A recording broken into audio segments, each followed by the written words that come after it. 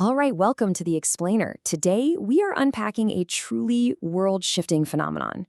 We're literally watching trillions of dollars in market capitalization hang in the balance right now, all driven by one fundamental question. With artificial intelligence investments surging to historic, unprecedented levels, are we actually building a revolutionary new world? Or are we simply inflating an epic financial bubble? It is the multi-billion-dollar question, and honestly, it's what's currently keeping executives at major banks and all the tech hyperscalers awake at night. Capital is pouring into AI infrastructure at a rate we've basically never seen, and everybody is trying to figure out if the underlying economics can actually support the sheer weight of these investments. And, whether you're an institutional investor managing a massive portfolio, a developer building the next generation of apps, or honestly just someone using these tools in your everyday life, the outcome of this spending spree is absolutely going to dictate the next decade of the global tech economy. Okay, let's dive into this. To separate the massive hype from the hard economic reality, we're anchoring today's explainer on a rigorous 2025 to 2026 data chain of thought analysis. This report meticulously breaks down the complex mechanics of AI capital absorption across 10 critical dimensions. So this gives us the objective foundation we need to figure out exactly what is happening under the hood of this booming sector. What is absolutely vital to understand right off the bat here is that these concerns, they aren't just coming from fringe skeptics on the internet. As the report highlights, this chorus actually includes elite institutional banks, top-tier engineering leaders, and the massive cloud giants who are literally buying the hardware.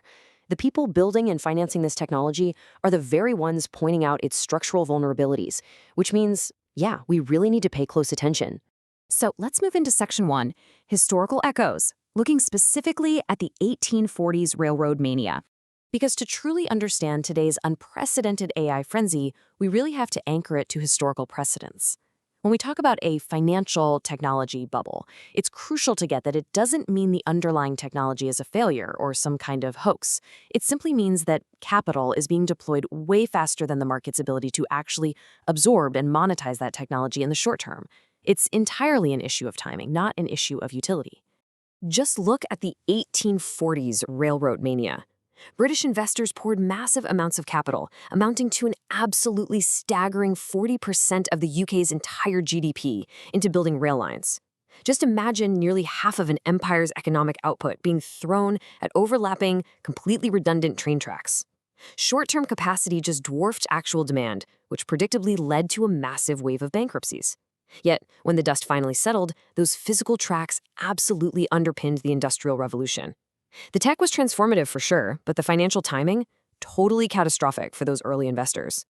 Which brings us to Section 2, Contrasting the Eras, .com speculation versus AI reality. The most common comparison people make today is to that late 1990s .com boom, but as the data shows, it's actually a really imperfect one. And this brilliantly illustrates why. During the .com era, the market was flooded by retail and VC investors backing companies with deeply flawed business models that generated essentially zero revenue at their absolute peak. Today's AI era is fundamentally different.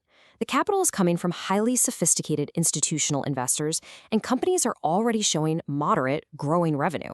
We're talking real developer productivity improvements from Microsoft, enhanced search economics from Google, and tangible enterprise automation. Notice the sheer scale of peak investment here. AI is absorbing an estimated $320 billion plus per year, which completely dwarfs the $150 billion a year we saw at the peak of the .com boom.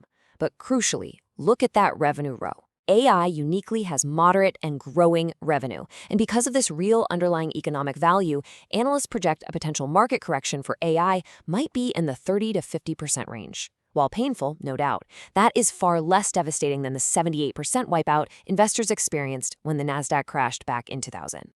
All right, let's look at Section 3, the physical reality check and modern infrastructure constraints. Because financial metrics and revenue growth, that's really only half the story. The real bottleneck isn't happening up in the cloud, it's pouring concrete.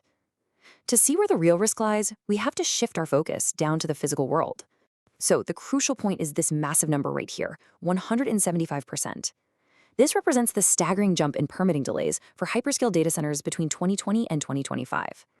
According to a 2025 JLL analysis, average permitting timelines in the US have extended from 8 months to a grueling 22 months.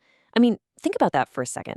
An AI model can literally be trained to code in a matter of days, but trying to get a permit to run it, that is a 22-month staring contest with local zoning boards, environmental regulators, and power companies. The digital world is moving at light speed, but it is entirely bottlenecked by the sluggish reality of the physical world. And here is the extreme financial danger of this delay. When your physical infrastructure isn't ready, your revenue timelines slip. Adding 12 to 24 months of delay onto a $500 billion investment base is incredibly risky, simply because companies have already committed this capital. Plus, AI infrastructure acts a lot like a long-duration bond. What that means in plain English is that you pay billions up front, but the big payoff is years, maybe even decades away. If interest rates stay high, waiting an extra 2 years just to turn the servers on means these projects are just bleeding money. Which leads us to our final part, Section 4, Surviving the AI Correction. Who actually wins post-bubble? So what happens when reality finally catches up to the hype? If there is a market correction, how do companies actually survive? Well, the analysis brings up a pretty stark analogy from the telecom industry. Between 1996 and 2001, U.S. telecoms spent roughly $500 billion laying down fiber optic cable. The tragedy, or maybe the irony here, is that the physical assets absolutely survived to build the modern internet, but the visionary companies that funded them, like WorldCom, were completely wiped out by debt before they could realize any of that value. The companies that survive an AI correction are going to look a lot like Amazon did right after the dot-com crash. Remember, Amazon survived because it had real retail revenue while it was quietly building AWS on the side. The post-bubble winners in AI will be those who generate genuine economic utility and who lock in large, sticky enterprise relationships right now. What you should take away from this is that flexibility, not just massive scale, will dictate the survivors. Like, if we see a 10x algorithmic efficiency breakthrough tomorrow, all these newly built massive data centers could instantly become oversized and obsolete. The ones who can adapt to that shift, those will be the new titans. Which leaves us with this pretty provocative final thought.